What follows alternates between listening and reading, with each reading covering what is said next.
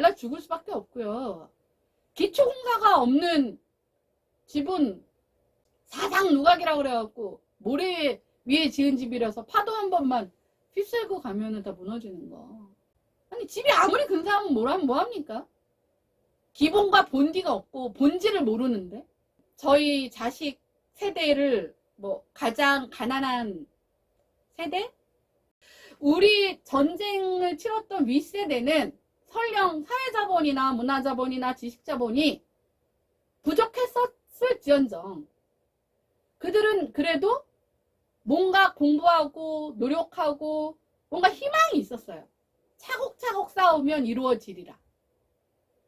근데 이미 만들었는데 거품 아니면 사상 누각이야. 뿌리도 없고 본디도 없고 본질도 모르고. 본질이 뭐라고 물어봤더니 몰라? 그냥 이거 이렇게 만들래서 만들었는데? 그랬더니 물 하나 맞으면 그냥 다 무너지는 그런 본질을 갖고 있어요. 아무도 몰랐어요. 그래서 대체도 못해요. 대응도 못해요. 그거를 겪고 살아야 되는 세대가 우리 자식 세대인 거예요. 자, 그러면 두 번째는 이제 본질에 대한 얘기를 할 거예요. 본질에 대한. 자, 여기 이제 그림이 올라갈 겁니다. 제가 이 그림을 이렇게 띄우면요, 사람들이 자, 뭐야? 막 물어봐요. 야, 이걸로 커플링 한번 해봐. 이러면 거의 대부분의 한국 사람들은 토끼와 당근의 커플링을 많이 하더라고요. 그래서 왜 당근이 토끼가 당근을 먹는 거야? 뭐 이렇게 얘기를 해요. 근데 이게 이제 우리나라에서는 절대로 존재할 수 없는 본질의 가치를 설명하는 이거는 뭐 제 얘기가 아니라요. 그 인지심리학 쪽에 아주 대표적인 얘기입니다. 대표적인 얘기. 그러다 보니 과학 엊그저께 그 나로인가요? 예. 그 아주 잘 성공적으로 발사가 됐죠. 그래서 뭐 G7 우주 강국 뭐 거기에 뭐 이제 입성도 하게 됐다고 하고. 그럼에도 불구하고 우리나라는 제대로 된 R&D가 하나도 없는 나라라는 오명을 갖고 있어요. R&D가 없어요. 뭐 한참 막 코로나일 때 뭐 백신 개발도 하겠다, 치료제 개발도 하겠다 쏙 들어갔어요. 없어요. 우리나라는 그냥 복제약만 잘 파는 나라예요. 복제약을 잘 만드는 나라. 그게 맞겠다. 네. R&D가 없는 나라. 그 다음에 또 하나가 그 얼마 전에 그 뭐 루이비통 회장도 우리나라에 오고, 그 다음에 이제 최고의 슈퍼카 업체들도 이제 런칭이나 또 뭐 쇼케이스 이런 것들을 명품 업체 뭐 경복궁에서도 뭐 이렇게 하고 잠실교에서도 막 하고 뭐 하면서 이제 저기가 어디야? 한국이래. 한국의 경복궁이라는 곳이래. 뭐 하면은 그렇구나. 그러면 한국에 여행 가자. 뭐 이런 것도 뭐 큰 성과라고 얘기는 하지만 그만큼 우리나라 사람들이 명품이나 슈퍼카에 대한 애정이 좋게 말하면 애정이 다른 나라에 비해서 남다르다는 거죠.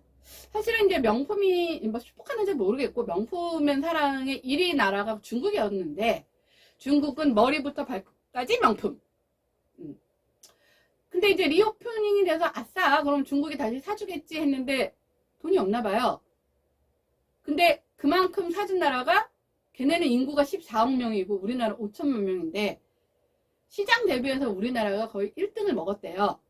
그래서 모든 신상 런칭을 다 한국에서 한 거래요.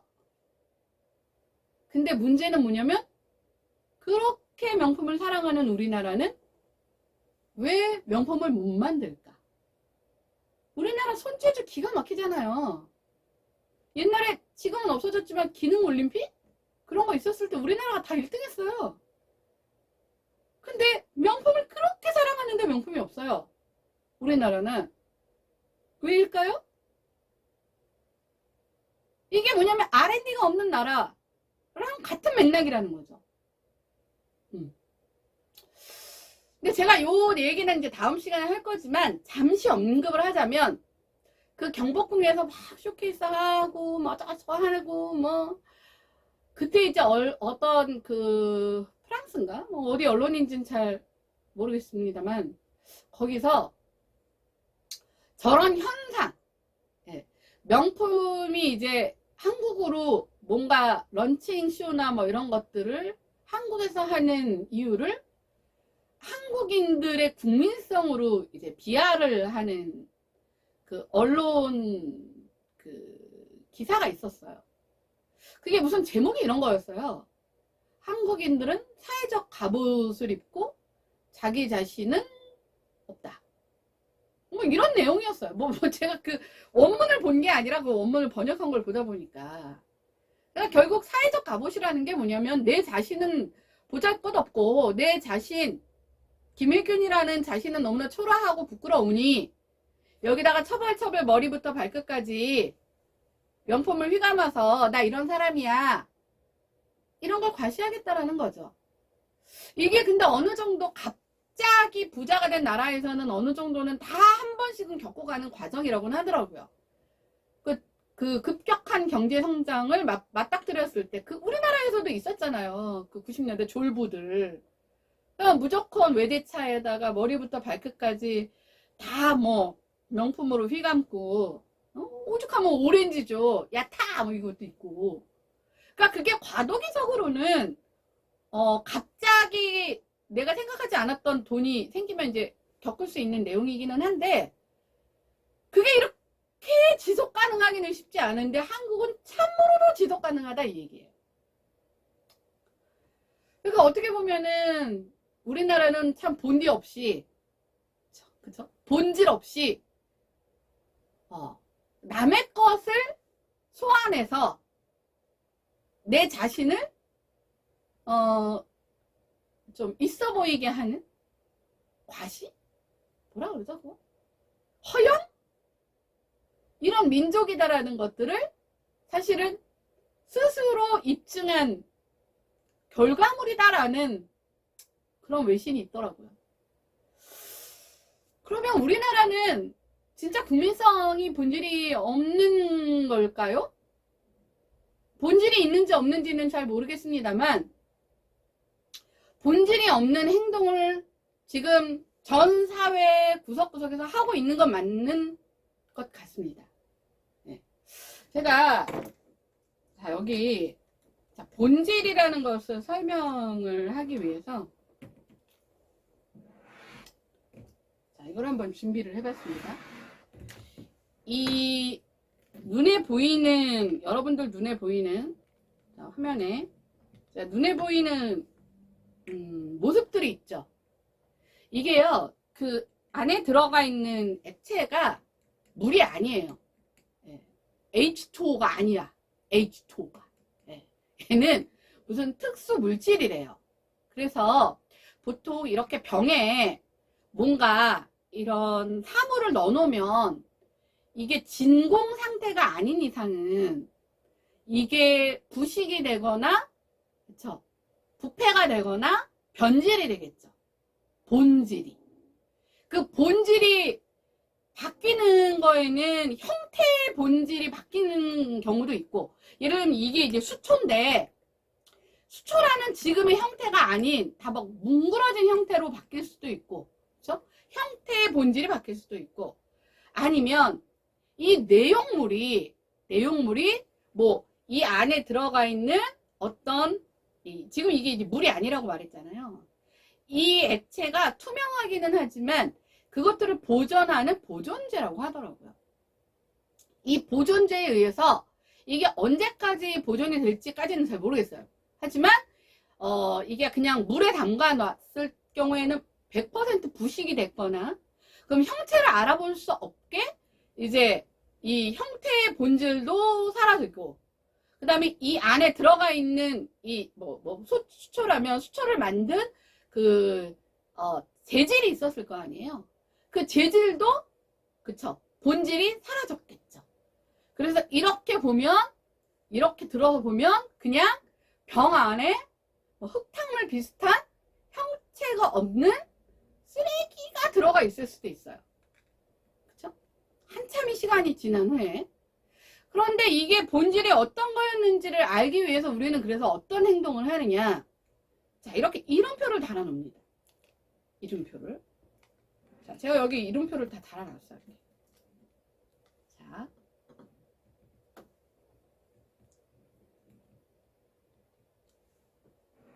앞에 보셨으니까.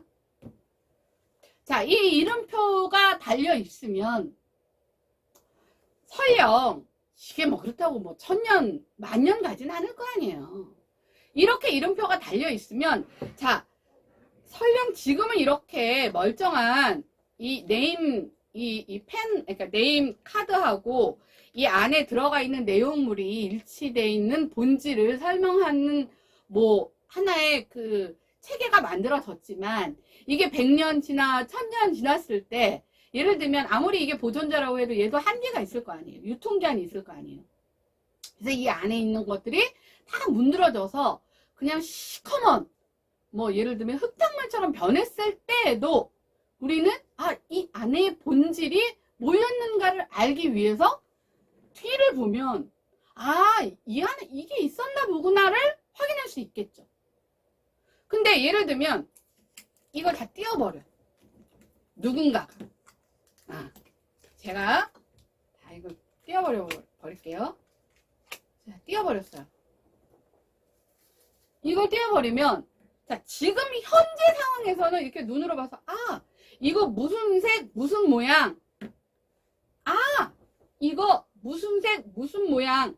이거가 명확하죠?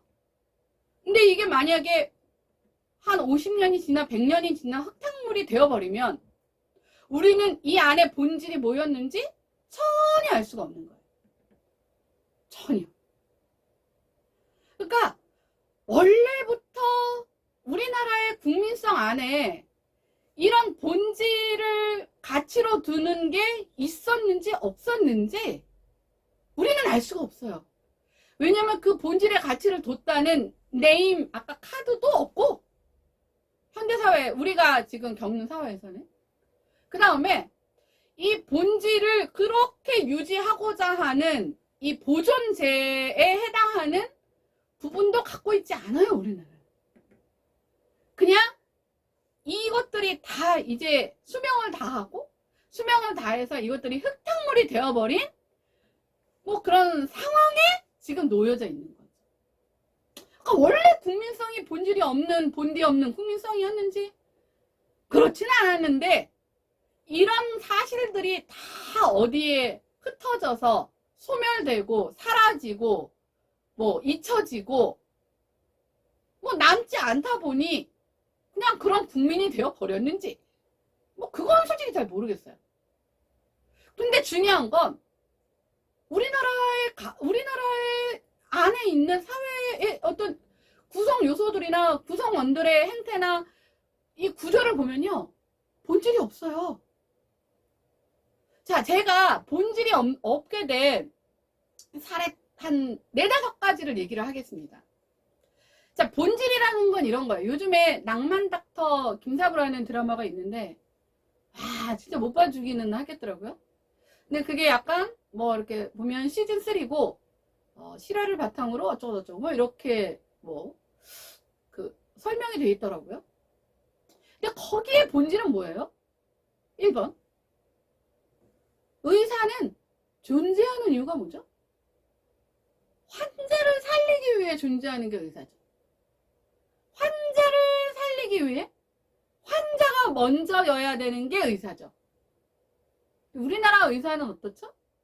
지금 뭐 저는 요즘에 뭐 의료법, 간호법 뭐 서로 싸우고 뭐 어쩌고저쩌고 하는데 안 들여다보고 있습니다. 너무 화가 나서.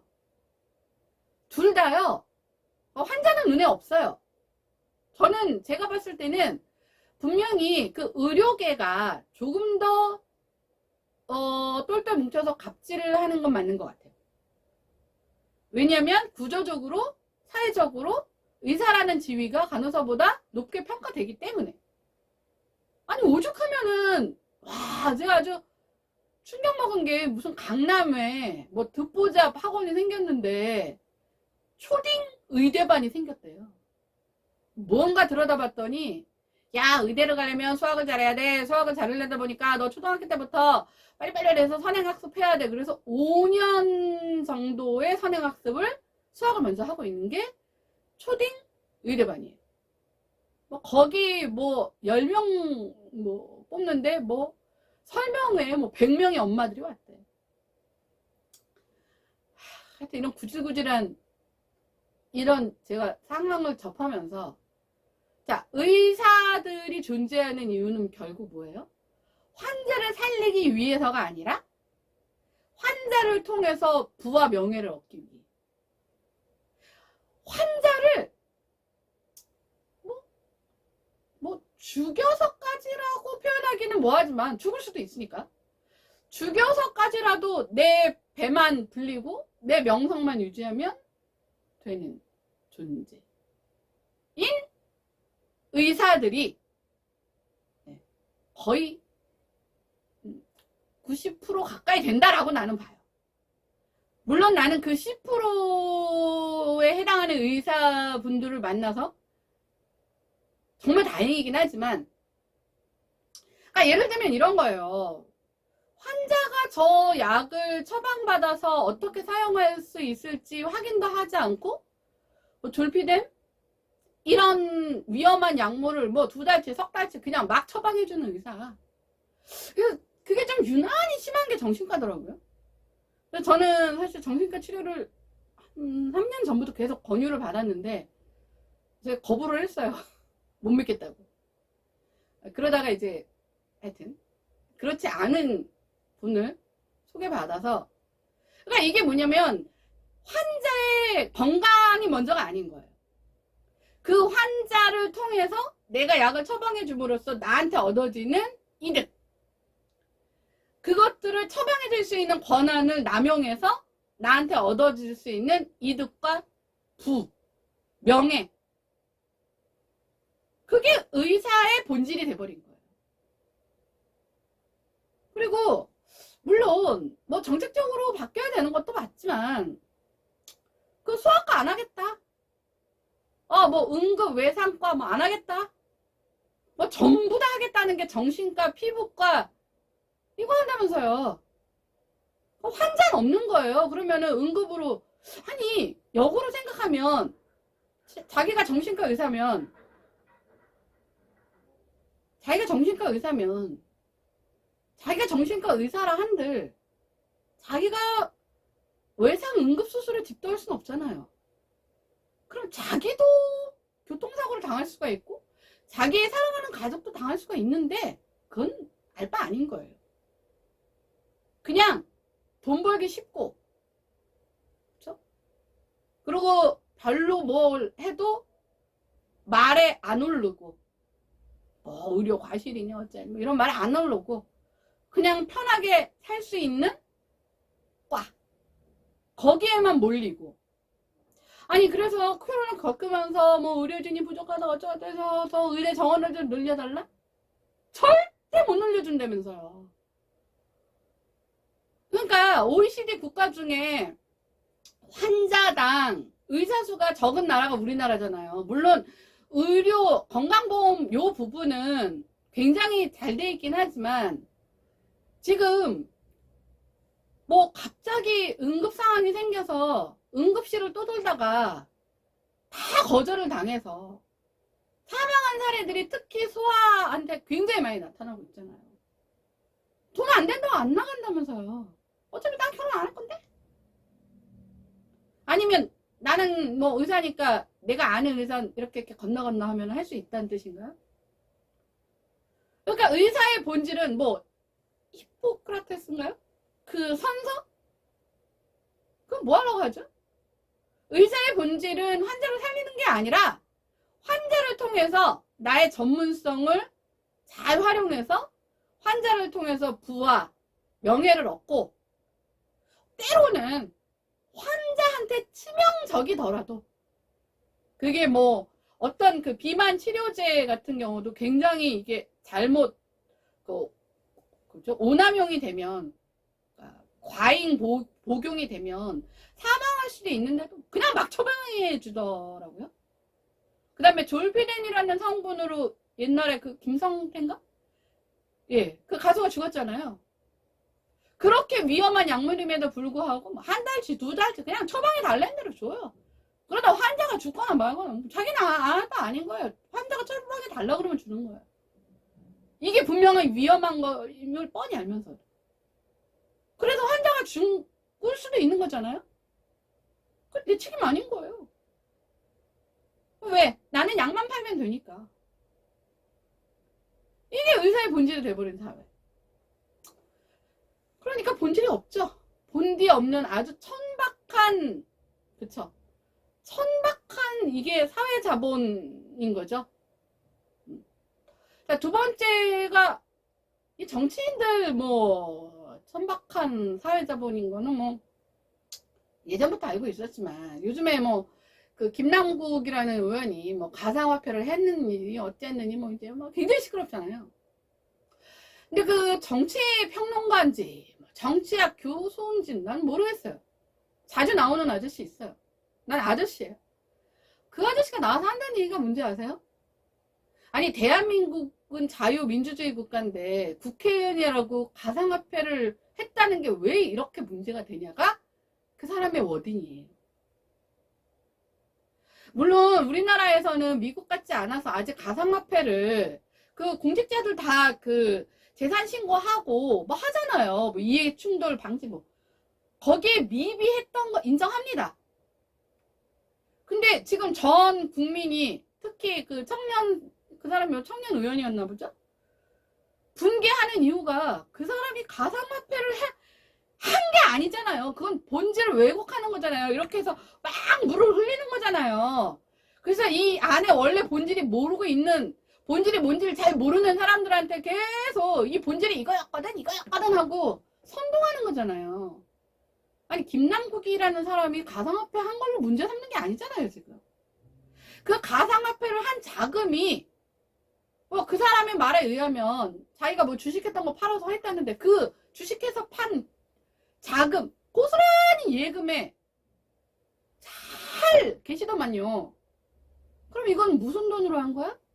그리고 그때 시가로 뭐 예를 들면은 뭐 이게 거래했을 때 그거를 봤더니 미니멈 40억에서 맥시멈 80억 이게 나온 거 아니에요.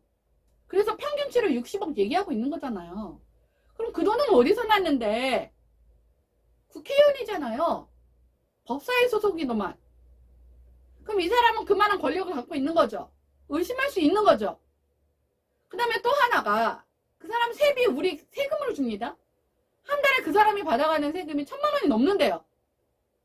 그 1,000만 원 받고 국회에 나와서 상임위 하는 동안까지도 가상화폐 거래하고 있어요. 이거요, 만약에 기업체에서 월급 주고 나 월급 주는 사람이잖아. 월급을 줬는데 내 직원이 일하라고 월급 줬는데 일은 안 하고 내 앉아갖고 지 가상화폐에서 돈 벌기만 했으면 무조건 해고해요. 국민이 분노하는 이유가 물론 뭐 이해충돌이 어쩌고 저쩌고도 있지만 이 핵심은 두 가지예요.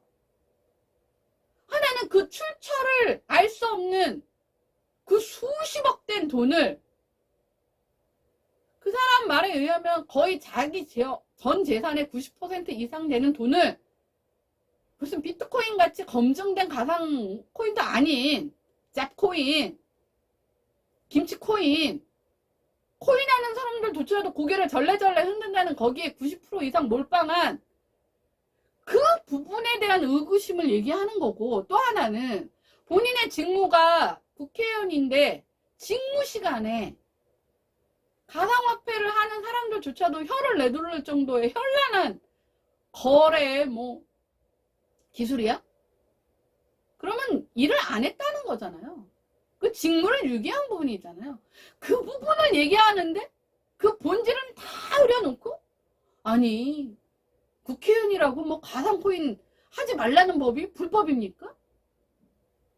이렇게 본질을 호도하는 사람들이 지금 대한민국의 천지에 깔려 있는 거예요.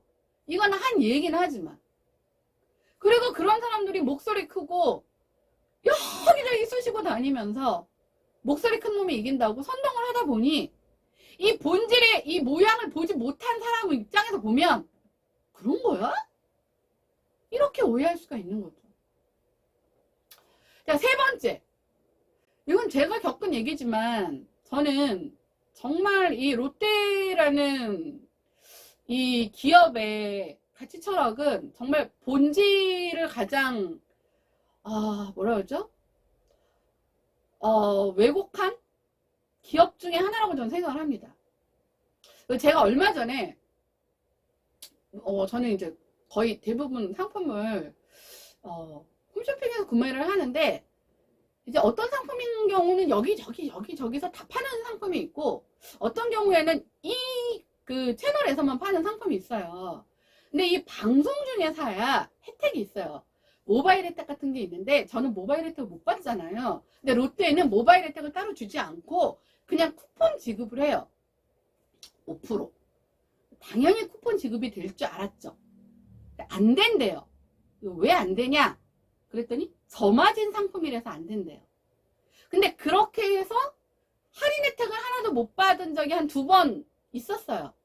근데 그때 이제 얘기했던 게 뭐냐면, 야, 너한테 5% 주는 쿠폰 다른 사람한테 혜택이 있는데 그 혜택을 시각장애인인 너는 못 받으니 너는 5%를 주는 건데, 이건 저마진 상품이라서 다른 사람한테 혜택이 어차피 없어. 그러니까 일반인들도 어차피 혜택이 없으니까 너한테도 그 쿠폰을 제공할 수 없어였어요. 들으면 설득력이 있잖아요. 그래서 제가 두 말도 안 하고 알겠습니다 그러고 결제를 했어요. 근데 이 상품은 제가 구매하기 전에 좀 상품 설명을 꼼꼼히 듣느라고 봤더니 무슨 10,000원 쇼핑 쿠폰 지원하고 무슨 청구 할인 뭐 7%에다가 뭐 적립금을 20%씩 주는 거예요. 야, 똑같은 거 사면서 자네들은 저렇게 하면 얼마나 할인 받는 거야. 근데 나는 딸랑 5%야? 에이, 그래도 뭐 어떻게 해. 저게 필요한데. 그리고 전화를 했는데 저마진 상품이라서 너 5%안 준대요. 그래서 제가 너무 화가 난 거예요. 자, 저마진 상품이라서 할인 혜택을 줄 수 없다라고 하면 일반인들한테도 똑같이 안 줘야 되는 거잖아요. 일반인들한테도 그러면 저마진일 거 아니에요. 근데 지난번에는 그렇게 해서 제가 넘어갔어요. 그 설득 논리. 왜냐면 자세히 못 봤거든요. 근데 이번에는 제가 20분 이상을 상품 설명을 다 들었는데 막 퍼주더만. 그래서 제가 아주 강하게 항의를 했어요. 내가 지난번에도 이러한 것 때문에 내가 5% 그깟 5% 나 없다고 나 죽지 않는다. 근데 이거는 완전 소비자 기만 행위도 좀 심한 거 아니냐. 너네 테이프 돌려봐라. 앞에 무슨 10,000원 쇼핑 지원금 뭐 7% 청구 할인에다가 저도 그 카드 있거든요.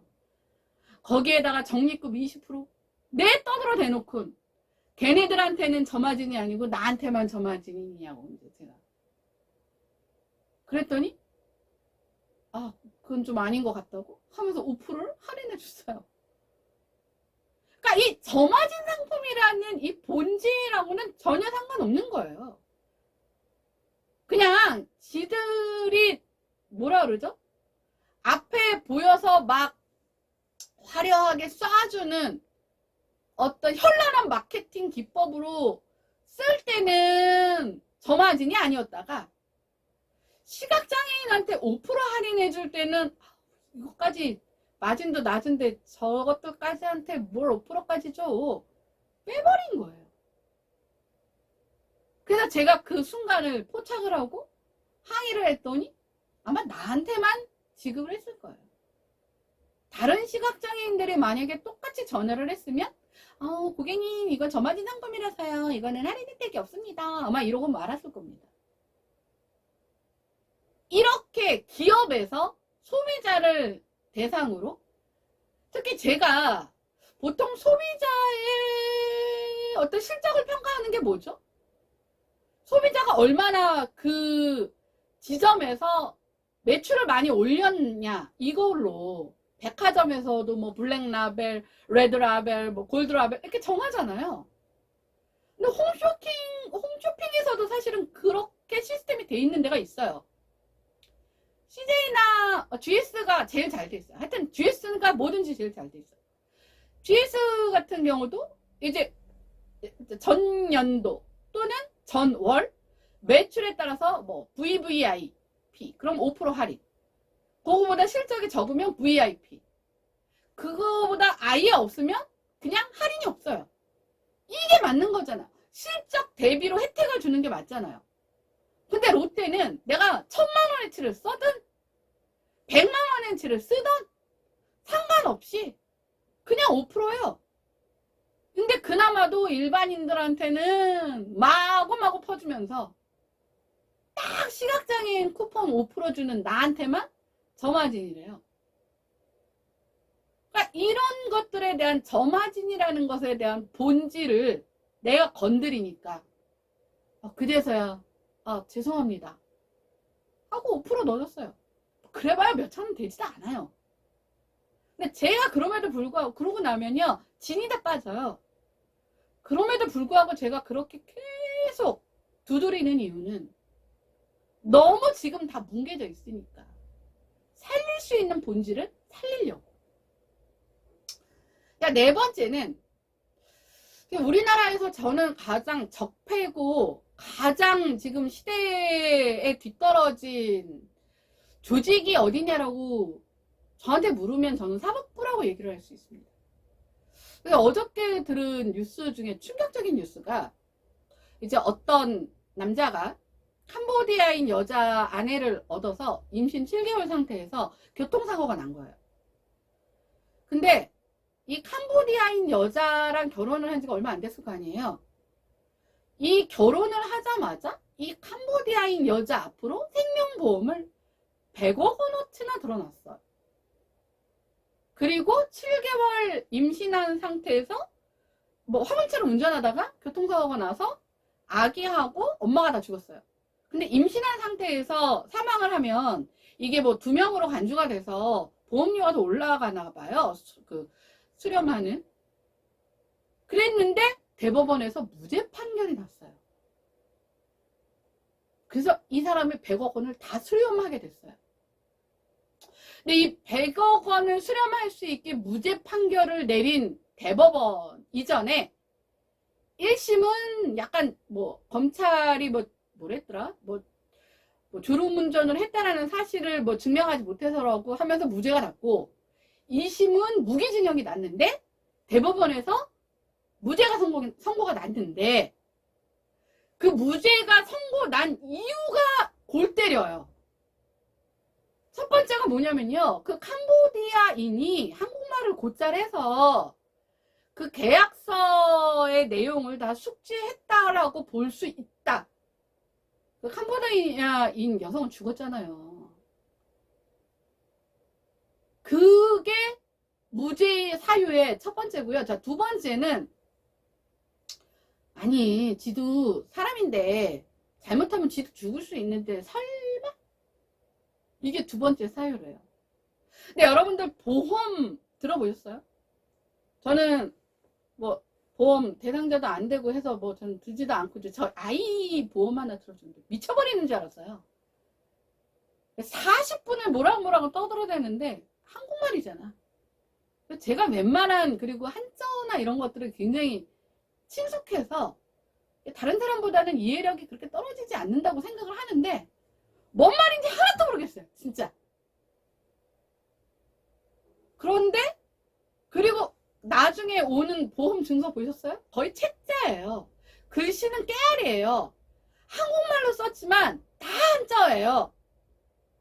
근데 그거를 같이 결혼한 캄보디아인이 반가워요 혜균 나 아기 가졌어요 이 정도 수준의 한국어를 하는 캄보디아인이 그 계약서의 내용을 다 숙지해서 사인했기 때문에 보험 사기가 아니다라고 생각하는 그 판사의 머릿속에 든 그 똥은 어떻게 해야 될까요? 나 진짜 증명 한번 해보고 싶어요. 내가 그 판사가 누군지 모르겠지만 그 판사한테 저 보험 설계사 하나 데리고 가서 생명보험에 대한 쭉 소개하고 너 이거 어떻게 이해했는지 나한테 브리핑 좀 해봐라고 진짜 해보고 싶어요. 정말. 아니 한국 사람이 한국에서 평생 살면서 어느 정도 일정 수준의 고등교육을 받은 사람도 그 약관 내용이나 그 보험 설계에 대한 내용 파악이 힘든데 캄보디아에서 4년 살다가 한국에 와서 간신히 그냥 생활 영어 배고파요 힘들어요 어려워요 저 아기 가졌어요 뭐 이 정도 얘기를 한국말을 했다고, 한국말을 다 숙지했다고 보기 때문에 충분히 뭐 고지가 됐다고 판단해서 무죄라고 하는 그 판사의 머릿속에 든 똥은 전 정말 어떻게 해야 될까요, 이거를? 자, 두 번째.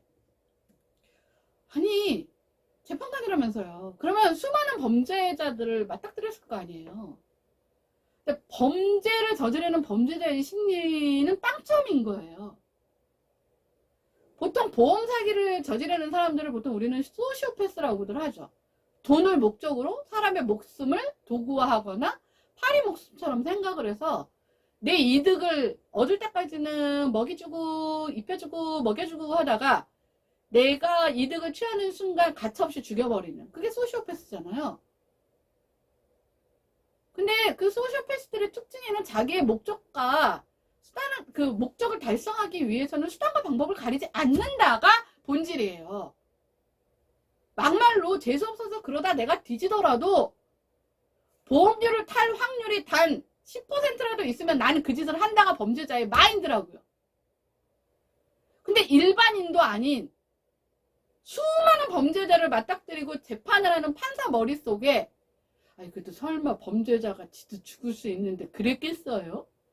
라는 이유로 무죄를 선고했다라는 것 자체가 대한민국의 이 지금 사법부에 있는 사람들 얼마나, 제가 봤을 때는 이거 미수가예요.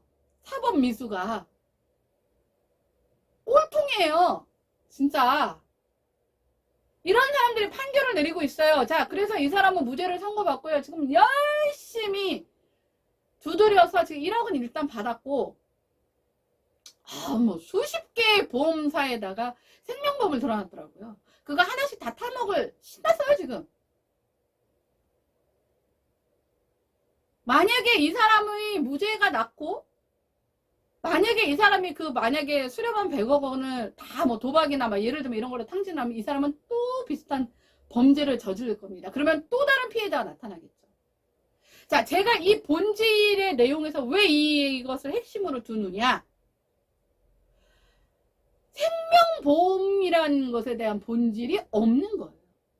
보통 생명보험은요, 제대로 된 보험 설계사가 생명보험을 들게 하는 대상자가 누구냐면 그 전업주부거나 아니면 전업주부는 아니고 사회활동을 하더라도 아이가 미성년자인 여성에게 주로 많이 들게 합니다.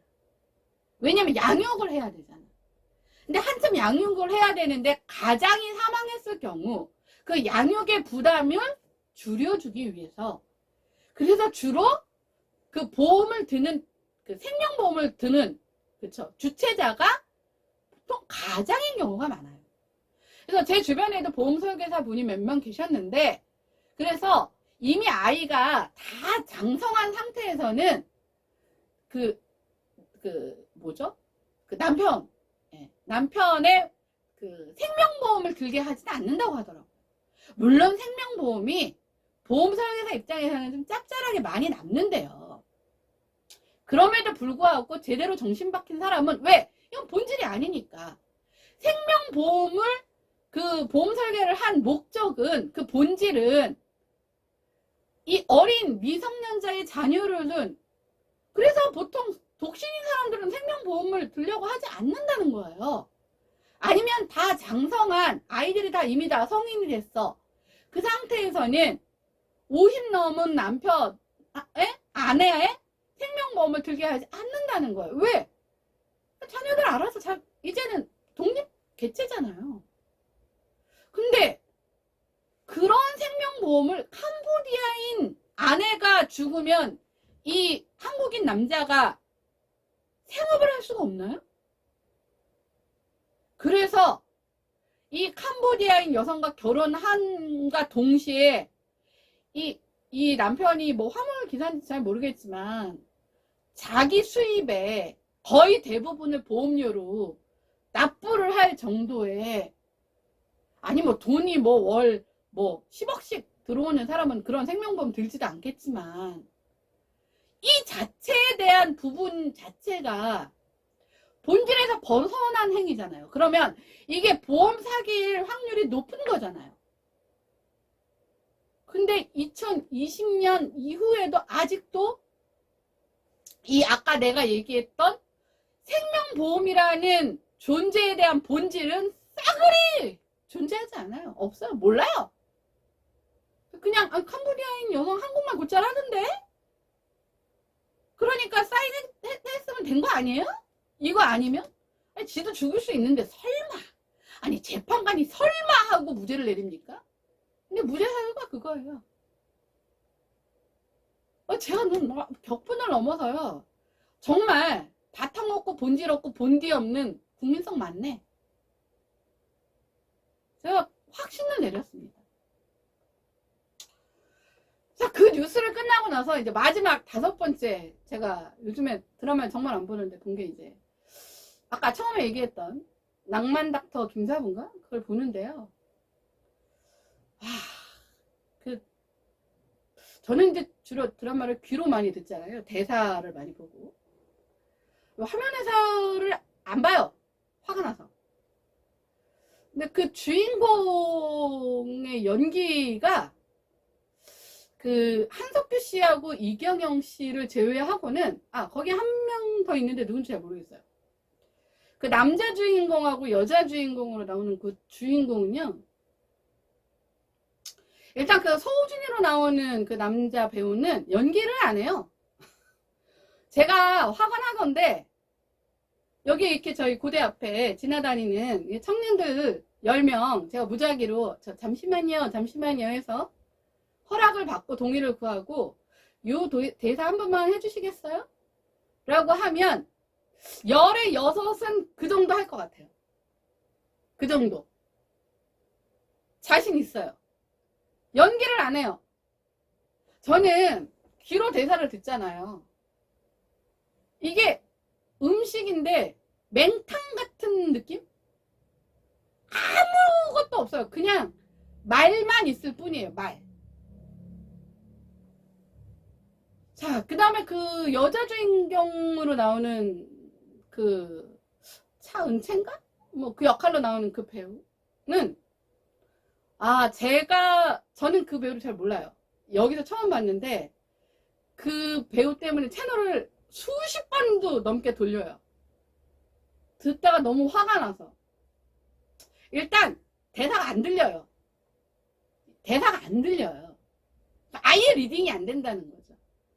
그 서우진으로 나오는 그 사람은 대사는 들려요. 맛이 맹탕이라서 그렇지. 이 친구는 대사가 안 들려요. 어떻게 느껴지냐면 KF94 마스크 한 3개 쓰고 그 논문 발표 같은 거 할 때 이렇게 대사를 이렇게 써서 앞에서 이렇게 보는 그런 도구를 이제 프롬프터라고 하더라고요.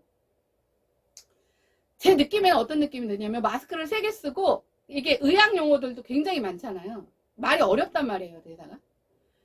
프롬프터를 읽는 느낌. 그러니까 프롬프터가 조그맣단 말이에요. 그러면 대사 분량이 많으면 이게 빨리빨리 지나갈 거 아니에요. 그러니까 빨리빨리 지나가야 되고 새로운 게 나오면 안 되니까 그 스피드에 맞춰서 말을 하는? 그러니까 와, 오믈렛 대박. 이 대사 하나도 와, 대박. 난 뭐가 대박이 됐는지를 몰랐어요. 그래서 재방송을 또 봤어요. 근데 마침 또 비슷한 파트가 나오더라고요. 또 몰랐어요. 그래서 제가 나중에 저희 아이랑 어떻게 하다가 또 재방송 채널에서 나오길래 야, 너 10분만 있어봐. 쟤 뭐가 대박이라는 건지 좀 알고 싶다. 했더니 앞에 오믈렛이 있었던 거예요. 도대체 그런 사람들이 연기를 한다고 연기 잘하고 명함을 내놓는 그게 제가 정말 우리나라 대한민국의 K컬처는 다 죽었다라는 것 중에 연기자가 없어요. 제가 과거에 흔한 말로 발연기 한다라는 그 몇 명의 얼굴은 예쁘고 잘생겼는데 발연기 한다, 뭐 혀가 짧다, 뭐 했던 그 배우들이 있죠. 지금은 다 40대가 넘은. 그 배우들이 오히려 그래도 그때는 발연기지만 연기는 했네 라고 느껴질 정도예요. 왜냐면 그때는 화면에서 방송 이런 거 아예 없었잖아요. 그래도 적어도 연기가 발이었는지 모르겠지만 대사는 다 들렸거든요. 주고받은 대사, 내용이 다 전달이 됐어요. 거기에 뭐 감정이 뭐 이런 거는 다 차치하더라도 대사 전달은 됐다니까요. 리딩은 된 거예요. 근데 아예 리딩이 안 돼요. 그 중에 한 또 누구는 아니 쟤는 롤모델이 우영우야? 무슨 이 발음 톤을 언어 장애를 가진 친구를 대상으로 롤모델을 삼았나? 할 정도로 전혀 리딩이 안 되는 친구도 거기 나와요. 근데 그 친구는 비중이 작아서 그 친구가 나올 때는 그냥 채널을 한 번만 돌리면 돼요. 근데 이 차은채라는 역할은 비중이 좀 많더라고요. 그러니까 그 사람이 나올 때마다 내가 채널을 돌린다니까요. 화가 나서. 그래서 이 낭만 닥터라는 이 드라마에 이게 1, 2, 3편이 있는데 이 목적과 취지가 참 좋아요. 그리고 여러 가지의 시사점도 있고 이 함의도 있고 저는 이런 드라마를 꼭 재미가 아니더라도 이런 거는 드라마에서 다뤄줘야 된다고 저는 생각을 할 정도예요. 근데 정말 딱 한석규 씨하고 이경영 씨 말고는 그 중에 한두 명 말고는 연기가 안 되는 사람이에요. 리딩이 안 되는 사람들이 대사를 하는데 또 그게 마침 또 의학 용어다 보니까 완전히 그냥 쓰레기가 돼버린 거예요. 그러면서 무슨 대한민국의 K컬처를 의논하죠? 이번에 뭐 칸에 뭐가 초청됐느니 마느니 다 하는데 뭐 알고 보면 기생충에 나왔던 사람, 알고 보니 또 내가 말했던 박찬욱, 봉준호, 홍상수 또 알고 보니 봉준호는 아는데 봉준호의 최측근 사단 그거 아니면 뭐 송중기가 나갔는데 뭐 원래는 송중기의 와이프가 뭐 영국 배우였는데 뭐 함께 레드 카펫을 밟기로 한 게 뭐 어쩌고저쩌고 근데 송중기 씨 혼자밖에 안 나와서 뭐가 훼손이 됐다? 아니 뭐 함께 나오든 둘이 나왔든 여기 영화제 아닌가요? 그러니까 이거는 영화제를 비판하는 것도 있지만 그 영화제를 바라보는 우리나라의 시각인 거죠. 그러니까 본질이 없고 그냥 봉준호의 사단 누구나 아무거나 뭐라도 만들어 놓으면은 초청받는 홍상수. 물론 그 내면에는 뭐가 있는지 잘 모르겠어요. 근데 적어도 드러내는 어떤 사실은 이게 맞으니까. 그러니까 본질이라는 게 없는 거예요. 어떤 것에 대한 연기력 이런 것에 대한 언급은 단 한 줄도 없어요. 그냥 봉준호의 사단이라는 거 외에는 그 감독이 어떤 작품을 어떤 관점에서 어떻게 만들었는데 어떤 부분에서 찬사를 받았다고 없어요. 그냥 강조가 봉준호의 사단인 거예요. 차라리 그런 말을 하지 않았으면 오히려 더 가치가 올라갈 수 있는데 가치가 올라가려다가 그럼 결국 뭐야 저 봉준호의 사단이라서 저기 초청된 거야? 이렇게 생각할 수밖에 없잖아요. 왜 그 짓을 하고 있죠? 그 얘기는 결국 뭐냐면 본질에 자신이 없기 때문이라는 거예요. 본질에 자신이 없고 본질에 대한 가치를 평가할 수 있는 아무 기준이나 조건들이 다 사라져 버렸기 때문에 옛날 기생충에 나왔던 사람 봉준호의 측근 사단 뭐 아니면 내가 말했던 그 거대 3대 거장 아무개가 어떤 영화를 어떤 관점에서 어떤 식으로 만들었는지는 몰라요. 그래서 제가 이게 우리나라의 지금 현실입니다. 근데 뿌리 없는 나무는 말라 죽을 수밖에 없고요. 기둥 없는 집은 무너질 수밖에 없고요. 기초공사가 없는 집은 뭐 알잖아요. 사상 누각이라고 그래갖고 모래 위에 지은 집이라서 파도 한 번만 휩쓸고 가면은 다 무너지는 거. 아니 집이 아무리 근사하면 뭐합니까? 기본과 본디가 없고 본질을 모르는데 관심이 없어요. 알고 싶어 하지 않아요. 본질을 알면 힘들어요. 어려워요. 귀찮아요. 그러니까 어떻게든 이 본질이라는 걸 남들이 막 야 그게 좋다 좋다 좋다 하는가 갖다 쓰고 돈만 벌면 돼. 이게 지금 우리나라의 현실이라는 거예요. 이러니 뭐 미래가 있을 리가 없죠. 우리 지금 저희 자식 세대를 뭐 가장 가난한 세대? 아니요, 이거는 물질의 가난함이 아니라요.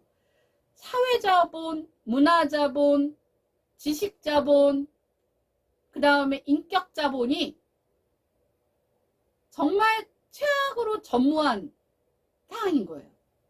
우리 전쟁을 치렀던 윗세대는 설령 사회자본이나 문화자본이나 지식자본이 부족했었을지언정 그들은 그래도 뭔가 공부하고 노력하고 뭔가 희망이 있었어요. 차곡차곡 쌓으면 이루어지리라. 근데 이미 만들었는데 거품 아니면 사상 누각이야. 뿌리도 없고 본디도 없고 본질도 모르고 본질이 뭐라고 물어봤더니 몰라? 그냥 이거 이렇게 만들래서 만들었는데? 그랬더니 물 하나 맞으면 그냥 다 무너지는? 그런 본질을 갖고 있어요. 아무도 몰랐어요. 그래서 대체도 못해요. 대응도 못해요. 그거를 겪고 살아야 되는 세대가 우리 자식 세대인 거예요. 저희는 저희 자식 세대까지는 건재하겠지? 를 얘기했었어요. 남편이랑. 저희 아이 어렸을 때 이제 일주일에 한 번씩 가졌던 음주데이에서. 근데 그 시간이 점점 빨라지면서 저희 아이 세대조차도 가장 가난한 세대가 될 것이다. 근데 그 가난에는 물질적 가난뿐만 아니라 제가 말씀드렸던 모든 자본들이 다 가난한 세대가 될 것이다 라는 이 참담함을 제가 마주하는데 그 과정에도 제가 조금 더 살 거 아니에요. 20, 30년은 더 살 거 아니에요. 적어도. 저도 같이 겪어야 되는 일이잖아요. 그래서 묵과할 수가 없더라고요. 제가 아무리 이런 거 갖다 놓고 이렇게 떠들어댄다 한들 어떤 본질이 생길 수는 없겠지만 본질을 이제 없었으면 만들어야죠. 만들면 된다고 저는 생각을 합니다. 그리고 우리 뭐 자꾸 인구 감소해서 뭐 국가 소멸 얘기를 하지만 뭐 인구만 많으면 뭐합니까? 나는 이런 생각도 들어요. 제대로 된 인간이 하나 있으면 뭐 많은 노인을 뭐 먹여 살릴 수도 있지 않을까요? 뭐 농경사회나 뭐 한 사람의 젊은이가 뭐 두 사람의 노인을 먹여 살렸고 뭐 이런 구조였지. 뭐 지금 4차 혁명 시대에 아니 한 사람의 젊은이가 뭐 10,000명의 노인을 책임질 수도 있는 구조 아닐까요? 그러기 위해서는 이제 정말 본질부터 새롭게 없으니까 이제부터 만들어 가야 된다라는 그 본질이 뭐예요? 기본 개념과 정의라는 것부터인 거죠. 그래서 오늘도 제가 굉장히 길게 강의는 했지만 이 부분을 제가 왜 나누지 않느냐 자꾸 잊어버려요. 자꾸 잊어버려요 제가. 그래서 한꺼번에 녹화를 다 해놓는 거예요. 방송은 따로따로 올릴지언정 그렇지 않으면 제 스스로도 제가 무언가를 말하고 싶었고 무언가를 전달하고 싶었는지에 대한 부분을 자꾸 왜냐면 제가 하고 있는 일에 뒤에 또 다른 일이 생기고 또 다른 일이 생기면 원래 하고자 했던 일이 자꾸 안으로 묻힐 수도 있기 때문에 중요한 거는 아주 길게 잡아서라도 이렇게 한꺼번에 녹화를 해놓는 거예요. 그래서 방송은 나눠서 나갈 때 나가더라도. 인사말은 하나지만. 자, 그래서 이게 지금 뭐 뻑하면 부동산 위기, 경기 침체 뭐 이런 정말 코앞에 닥친 일만 지금 떠들어대고 있지만 전체적인 어떤 뉴스의 흐름이나 맥락을 보면 지금 전 사회가, 우리나라 사회가 본질과 R&D가 없는 사회. 그래서 근데 본질과 R&D가 없이 어떤 이 서당계 풍월 지식과 그 다음에 눈썰미, 그 다음에 이 손재주, 센스, 그 다음에 어떤 상술, 이것들로 인해서 30년 잘 버텨왔는데 이제는 더 이상 그것들이 통하지 않는 세상을 맞닥뜨리게 됐다라는 그런 부분에 대해서 오늘 시간을 한번 준비해 봤습니다. 자, 그러면 이제 진실은 어떻게 찾을 것이며, 자, 진실 찾는 방법 알려드렸는데, 뭐 알려드리면 뭐합니까? 이제 하나하나 찾아가야죠. 뭐, 한 번 들어서 알 것 같으면 뭐, 세상 걱정이 없게요. 그 다음에, 어디에도 찾을 수 없는 이 본질을 이제 하나하나, 정치부터 경제, 사회, 문화, 예술, 그렇죠. 교육, 여러 영역에 다 하나씩 본질을 만들어 가기 위해서 제가 이제부터 또 열라 일을 해야 되기 때문에 오늘 이 시간을 한번 준비해 봤습니다. 자, 그러면 다음 시간에 뵙겠습니다. 감사합니다.